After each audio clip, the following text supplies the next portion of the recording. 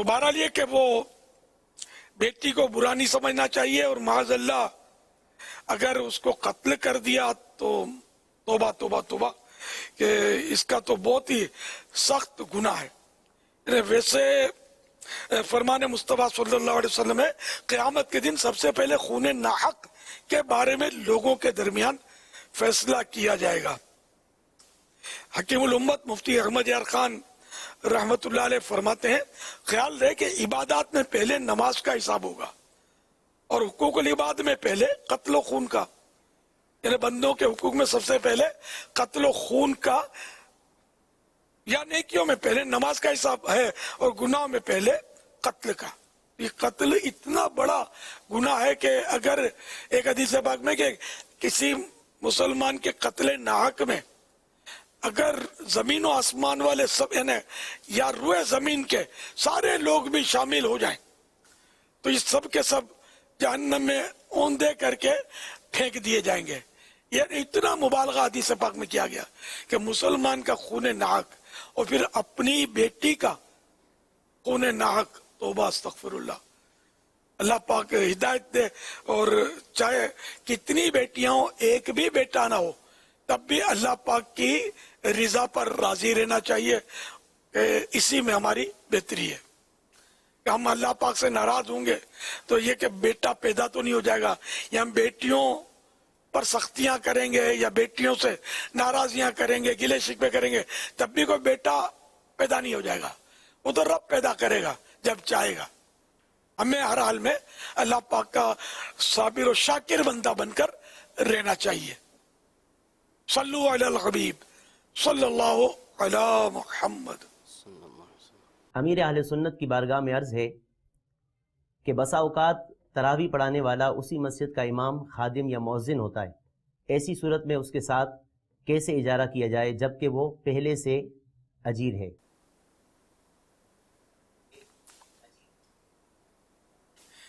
دیکھیں اجارے پر اجارہ یہ تو ناجائز ہے، لیکن اب وہاں صورت دیکھی جائے گی کہ اس کی ڈیوٹی کیا ہے۔ اب امام کی ڈیوٹی نماز پڑھانا ہے، تراویح پڑھانا نہیں ہے، تو اب اس نے عشاء کے فرض پڑھا لیے، اس کی ڈیوٹی تو پوری ہوئی نا۔ اب اگر وہ چاہے اور کہیں دوسری جگہ تراویح پڑھانے جاتا ہے تو کوئی حرج نہیں ہے اس میں۔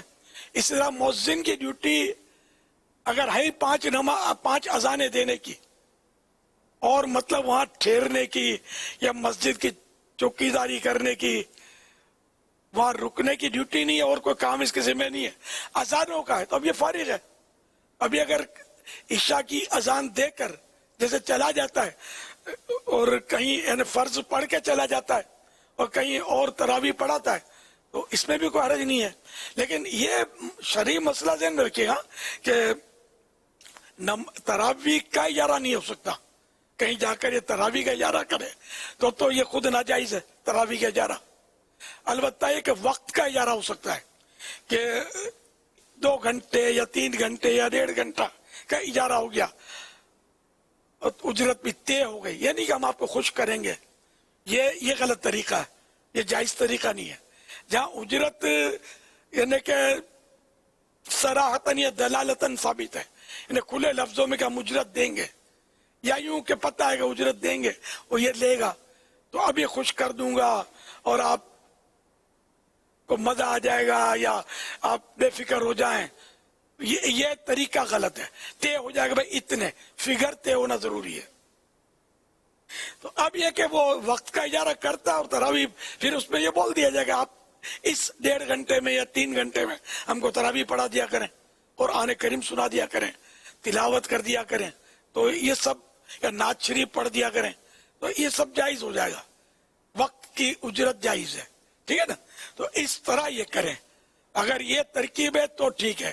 اور اگر ایسا اجارہ ہے کہ اس کو مائک بھی سیٹ کرنا پڑے گا بار بار، مائک کا خیال رکھنا ہے، دریا بھی سمیٹنی ہے، بچھانی بھی ہیں، لوگوں کے چلے جانے کے بعد صفائی بھی کرنی ہے، اور یہاں مطلب اس طرح کا اجارہ ہے کہ یہ جا نہیں سکتا، تو اب اس وقت کا جب اس کا اجارہ ہو چکا ہے تو اب ایک وقت میں دوسرا اجارہ نہیں ہو سکتا۔ تو بہرحال اس کی صورتیں بنیں گی. تو جہاں جیسی صورت ہو تو ایسے چاہیے کہ دارالفتہ اہل سنت سے رہنمائی کر لیں کہ بھئی ہمارے ہاں مؤذن صاحب کی اس طرح کی ہماری ترکیب ہے, تو اب کیا یہ تراویح کے لیے کہیں جا سکتے ہیں, وقت کا اجارہ کر سکتے ہیں کہیں جا کر, یا امام صاحب کی یوں ترکیب ہے کہ تراویح کے لیے دوسرے حافظ صاحب آتے ہیں, اب ان کے لیے کیا صورت ہوگی اجازت کی, تاکہ یہ وقت پر وقت کا اجارہ نہ ہو, کہ یہ وقت پر وقت کا اجارہ یہ جائز نہیں ہے, ایک ہی وقت میں نہیں ہو سکتا. واللہ تعالی اعلم ورسولہ اعلم عز وجل وصلی اللہ تعالی علیہ وآلہ وسلم.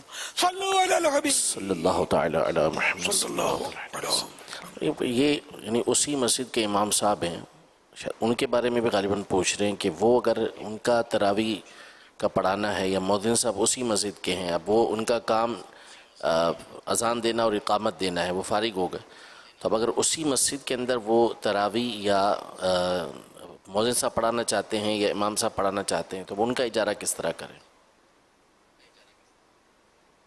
ان کا اگر اجارہ ہی کرنا ہے تو پھر وقت ہی کا اجارہ کیا جائے گا, تراویح پڑھانے کا اجارہ تو ہو نہیں سکتا.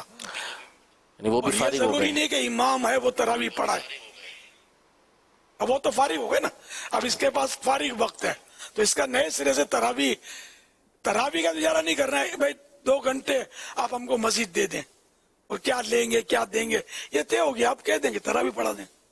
یہ ترکیب بن سکتی ہے امام صاحب کی بھی, مؤذن صاحب کی بھی. خادم اگر حافظ قرآن ہے وہ صحیح پڑھا سکتے ہیں تو ان کی بھی, جو بھی صحیح پڑھا سکتا ہو.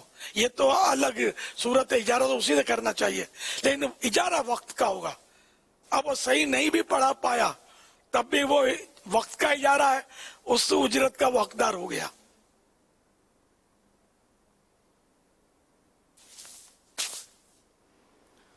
صلو علی الحبیب صلی اللہ علیہ. ایک عام مشاہدہ یہ ہے کہ جب ہم کسی ہسپتال میں جاتے ہیں یا کسی او پی ڈی میں جاتے ہیں تو وہاں پہ بہت سے مریض بیٹھے ہوتے ہیں.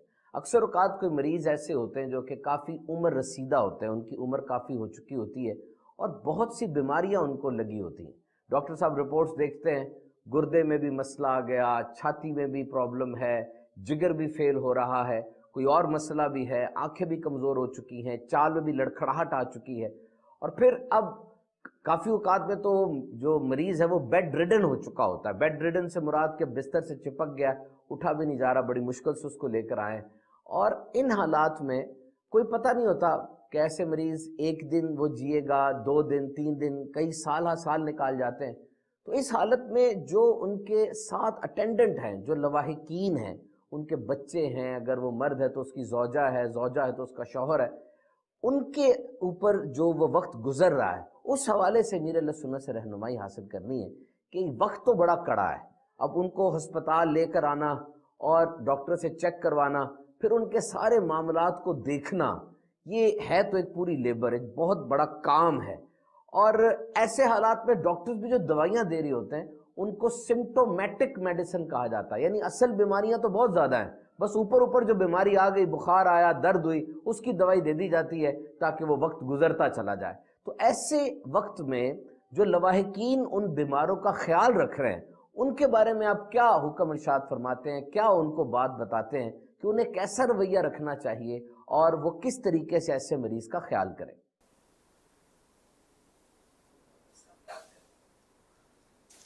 واقعی بڑا یعنی یہ کڑا امتحان ہے. اس سے موقع پر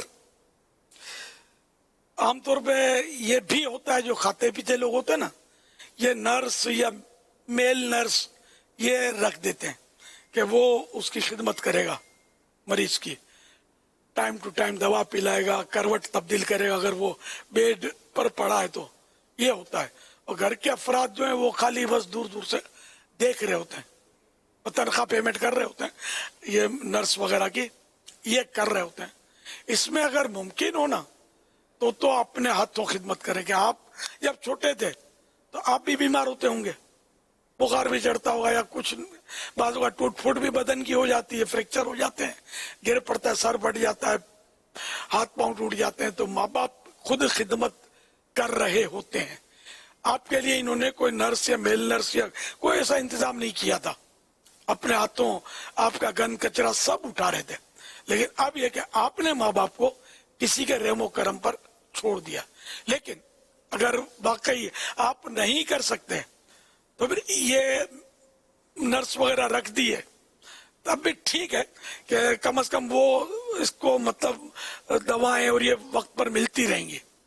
ورنہ پھر آپ بھی نہیں کریں گے, کوئی ملازم یا ملازمہ بھی نہیں رکھیں گے, تب تو یہ بالکل ہی مریض جو بیچارہ زیادہ آزمائش میں آ جائے گا.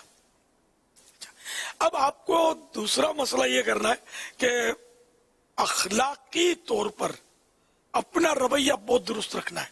جو اب یہ بوڑھا یا بوڑھیا, بزرگ خاتون یا بزرگ صاحب جو ہیں, یہ جو بستر پر ہیں یا ایک دم بوڑھے ہو گئے ہیں, ان کا یہ بھی ہے کہ لوز ٹاکنگ بڑھ جائے, ان کی بات بات پہ غصہ آ جانا اور پریشان ہو کر دوسروں کو بھی پریشان کر دینا, اس طرح کی صورتیں بنتی رہیں گی, یہ امکان ہوتا ہے. تو اس میں یہ کہ آپ کو صبر کا جام بار بار پینا پڑے گا. آپ کو جوابی کاروائی نہیں کرنی کہ باپ نے یا ماں نے, جو بزرگ ہیں یا دادی نے آپ کو جھاڑ دیا, بلا وجہ جھاڑ دیا, یا تھوڑا بہت ان کی مرضی کے خلاف ہوا تو اب جھاڑ دیا, بھلے جھاڑیں. یعنی کہ ہم بچے تھے نا تو مجھے یاد پڑتا ہے کہ جیسے استاد نے دھپا مارا تو یوں بولتے تھے اس نے دھول اڑائی, یہ دھول, سمجھے. تو دادا دادی نے ہمیں مارا نا, یعنی بولا الٹا سیدھا کچھ بول دیا جو مزہ نہیں آیا, یہ سمجھو انہوں نے دھول اڑائی ہے, اگنور کریں اس کو. آپ کچھ بھی نہیں بولے, ورنہ آپ کا بولنا ان کو بہت تکلیف دے ہوگا, آپ کا ہی آن ہوگا. اور وہ جب قرآن کریم میں بھی ہے نا کہ کوئی یعنی کہ ماں یا باپ بڑھاپے میں ارذل عمر یعنی نکمی عمر ان کی آ جائے, وہ یہ ہے کہ ماں باپ یہ دونوں میں حدیث سے, پاک میں ہے نا, جی, ماں باپ یہ دونوں میں سے کوئی ایک بڑھاپے کو پہنچ جائے. جی جی جی جی جی فرمائیں وہ آیت مبارکہ. جی. وَقَضَى رَبُّكَ أَلَّا تَعْبُدُوا إِلَّا إِيَّاهُ وَبِالْوَالِدَيْنِ إِحْسَانًا إِمَّا يَبْلُغَنَّ عِندَكَ الْكِبَرَ أَحَدُهُمَا أَوْ كِلَاهُمَا فَلَا تَقُل لَّهُمَا أُفٍّ وَلَا تَنْهَرْهُمَا وَقُل لَّهُمَا قَوْلًا كَرِيمًا وَاخْفِضْ لَهُمَا جَنَاحَ الذُّلِّ مِنَ الرَّحْمَةِ وَقُل رَّبِّ ارْحَمْهُمَا كَمَا رَبَّيَانِي صَغِيرًا. یعنی آپ کے رب نے یہ فیصلہ فرمایا کہ تم اسی کی عبادت کرو اور والدین کے ساتھ اچھا سلوک کرو, اور اگر والدین دونوں یا دونوں میں سے کوئی ایک تمہارے پاس بڑھاپے کو پہنچ جائے تو تم انہیں اف تک نہ کہو, انہیں جھڑکو مت, اور ان کے لیے عاجزی کے پر بچھا دو اور ان سے نرم گفتگو کرو, اور اللہ کی بارگاہ میں یوں عرض کرو کہ اے ہمارے رب, ان پر اسی طرح رحم فرما جس طرح انہوں نے بچپن میں ہمیں پالا پوسا ہے.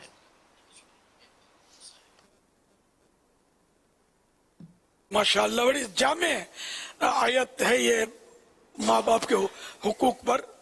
تو اف یہ سب سے ہلکا لفظ ہے, اف ہے نا, تو یہ بھی نہ کہو, یعنی خوش دلی کے ساتھ مطلب ان کی خدمت کرنی ہے, بہت سمجھ کر نہیں کرنی. اور یہ کچھ بھی بولیں, یہ لوز ٹاکنگ کا تو میں عرض کر چکا, یہ امکان قوی ہوتا ہے, تو یہ دعا کریں ان کے لیے. اور یہ بھی نہیں بیدار تمنا بھی نہیں کریں کہ یہ چلے جائیں دنیا سے. جیسے یہ بھی مجھے تجربہ ہے اس کا کہ یوں مطلب بہت بوڑھا ہو جائے نا تو بولیں گے بس اللہ پاک اب اس کی مٹی ٹھنڈی کرے. یہ سعادت مند اولاد کا یہ کام نہیں ہے ایسی بات کرنے کا, نہیں. اللہ پاک عافیت نصیب کرے, اللہ پاک عافیت نصیب کرے, اللہ پاک عافیت نصیب کرے. عافیت کی دعا کرنی چاہیے, نہ کہ اس کے مرنے کی. مٹی ٹھنڈی کرے اس کا مطلب یہ مر جائے. سلجھے ہوئے الفاظ ہیں, عمدہ الفاظ ہیں, مٹی ٹھنڈی کرے, ورنہ مقصد یہی ہے کہ یہ مر جائے. صلو علی الحبیب صلی اللہ علی محمد. ایک اور سوال یہ ہے کہ کیا لڑکیوں کے بال کاٹ سکتے ہیں, اور اگر اس میں کوئی ایج لیمٹ بھی ہے کہ اتنی عمر تک کاٹ سکتے ہیں اتنی عمر تک نہیں کاٹ سکتے, تو یہ بھی رہنمائی فرما دیں. اس کے بارے میں کوئی یعنی کہ چھوٹے بچوں کا جہاں تک تعلق ہے تو بعض اوقات اتنی عمر ہوتی ہے بچی یا بچے کی کہ اگر کپڑوں کے ذریعے امتیاز نہ کیا جائے نا تو بعض اوقات پہچانے نہیں جاتے یہ لڑکی ہے لڑکا ہے. لیٹا ہوا ہے بچہ بچی بالکل دودھ پیتا بچہ تو کپڑوں سے تو اندازہ ہو جائے گا کہ یہ لڑکا ہے یا لڑکی ہے, ورنہ بعض اوقات اندازہ نہیں ہوتا. تو ان کے تو سر مونڈنے میں کوئی پرابلم نہیں ہے, لیکن اب بڑی ہو جائے بچی, اب وہ کب تک ہے کیا یہ مفتی صاحب سے سنتے ہیں. عمر کا تو ظاہر ہے کہ پڑھا نہیں ہے, لیکن بس یہ ہے کہ اب وہ بڑی جس کو کہا جانے لگے, اور عام طور پہ ہمارے یہاں 8-9 سال کی عمر ہو جاتی ہے بچے کی, یا 7-8 سال کی وہ ہو جاتی ہے, تو اس کے بعد اس کے عام طور پہ اس طرح بال منڈوانے کا یعنی اس کو گنجا کروا دینے وغیرہ کا نہیں معمول ہوتا. اب یہ ہے کہ جب وہ بڑی ہونے لگ گئی ہے تو اس کے بال اسی انداز کے کاٹے جائیں گے جو عورتوں میں رائج ہیں, یعنی کندھے سے نیچے اس کے بال ہونے چاہیے, اور ویسے بال نہیں ہونے چاہیے کہ جو کندھوں سے اوپر ہو جائیں, اور جو فاسقہ فاجرہ بری عورتیں ہیں ان کے مشابہ بھی, ان کے جیسے بھی یہ بال نہیں ہونے چاہیے.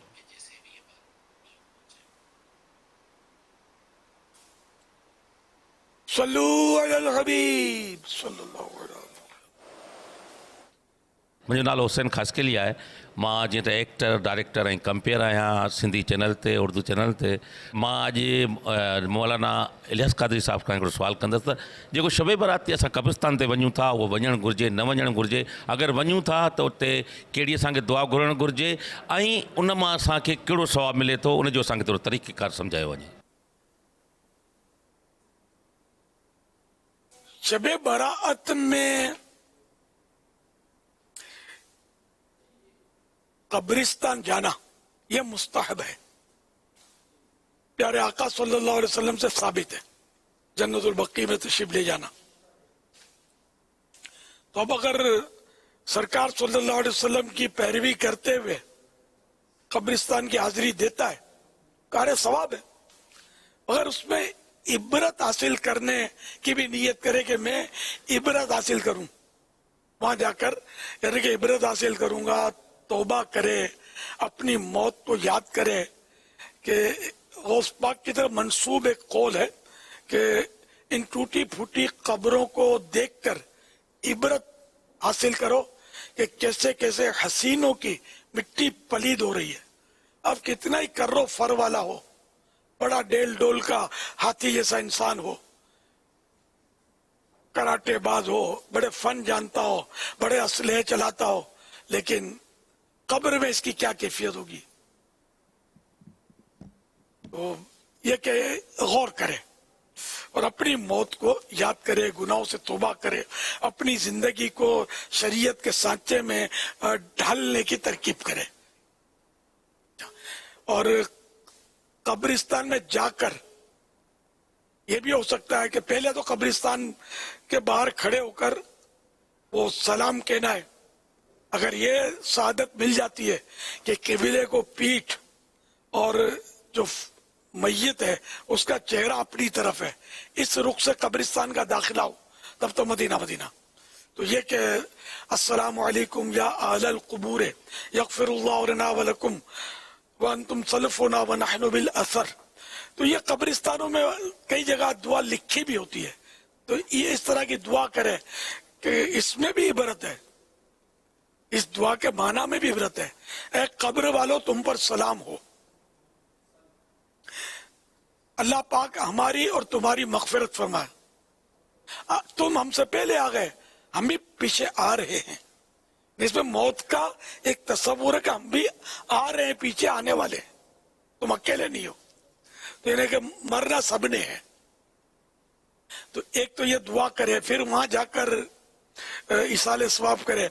एक हदीस पाक में तरगीब है कि 11 मरतबा सूरह इखलास अगर पढ़कर इसाले सवाब करे तो जितने मुर्दों को इसाले सवाब करेगा, इसको तो मिलेगा सवाब पढ़ने वाले को, इन सबको भी इसका सवाब मिलेगा. और सब मुर्दों की जितनों को इसने इसाले सवाब किया उनकी तादाद के बराबर इनको फिर सवाब मिलेगा.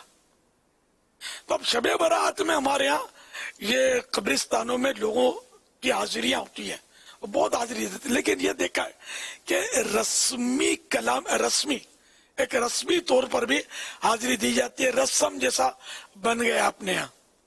अब हर फर्द रस्मी जा रहा है ये जरूरी नहीं है, लेकिन ये कि वो कोई खौफ या इबरत या इस तरह का वो माहौल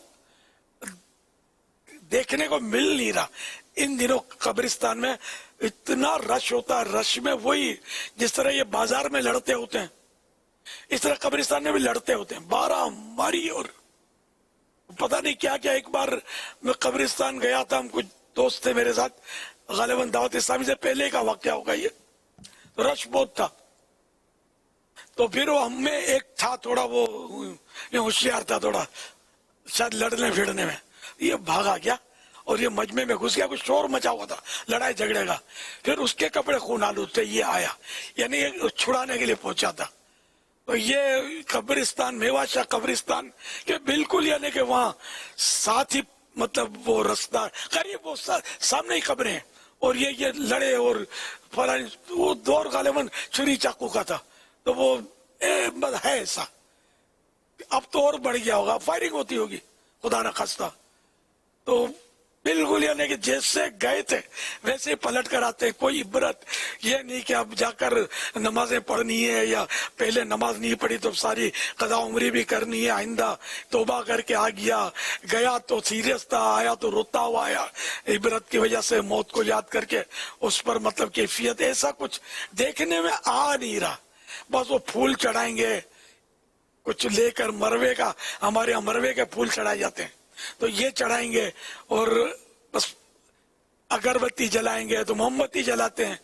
मोमबत्ती और अगरबत्तियों का प्रोडक्शन इन दिनों बढ़ जाता है शबे बारात में, तो ये सब करके आ जाएंगे बस। तो फूल चढ़ा ये जायज, अच्छी नीयत होगी तो सवाब का काम। मरवे के फूल चढ़ाना ये भी जायज है तो फूल खुशबू देता है, और खुशबू के अलावा ये जब तक तर रहेगा, फूल जब तक तर रहेंगे या कोई भी पत्ते घास कुछ भी रख दिया ऐसा जो तर है अभी सूखा नहीं है, तो ये अल्लाह की तस्बीह करेगा, इससे वो जो मैयत है उसका दिल बहलेगा, उसके अजाब में कुछ कमी आएगी, तो इसके फवाइद हैं। बाकी अगरबत्ती